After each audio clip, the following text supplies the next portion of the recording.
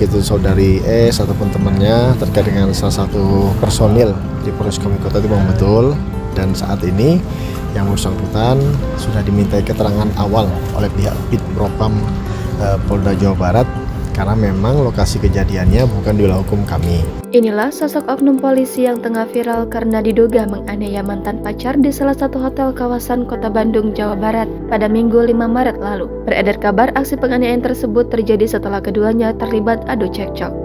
Dikutip Kompas.com, Kapolres Sukabumi Kota AKBP Syai Zainal Abidin mengatakan kasus dugaan penganiayaan ini sedang ditangani Polda Jawa Barat. Zainal mengaku belum mengetahui kronologi kejadian hingga anggotanya melakukan penganiayaan terhadap korban. Lantas, siapakah sosok oknum polisi ini? Dari informasi beredar, MF alias IS adalah anggota Satuan Reserse Narkoba Polres Sukabumi Kota Jawa Barat. IS diduga menganiaya mantan kekasihnya, ST. Saat ini, ST telah dirawat di rumah sakit akibat luka yang diderita. Berdasarkan informasi dari rekan korban di unggahan Instagram story @arindanuraini, kejadian ini berawal dari korban dan pelaku janjian untuk bertemu di sebuah tempat di Kota Bandung. Mereka awalnya berencana untuk menonton konser bersama. Meski sempat dilarang, korban tetap ingin bertemu dengan oknum polisi tersebut.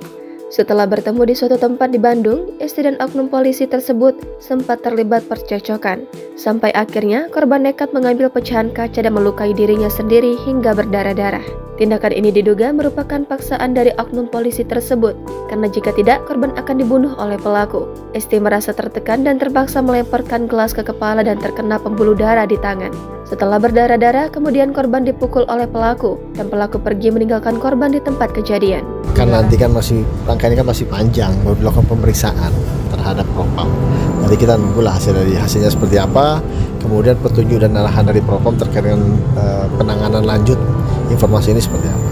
Akan ada evaluasi kan? Kita masih menunggu ya hasil dari lidik yang dilakukan oleh Bid Propam Polda Jabar. Jadi kita jangan kemudian berandai-andai mengarah kemana-mana dulu. Kita fokus saja dengan tahapan. Jangan lupa subscribe, share, komen, dan like ya.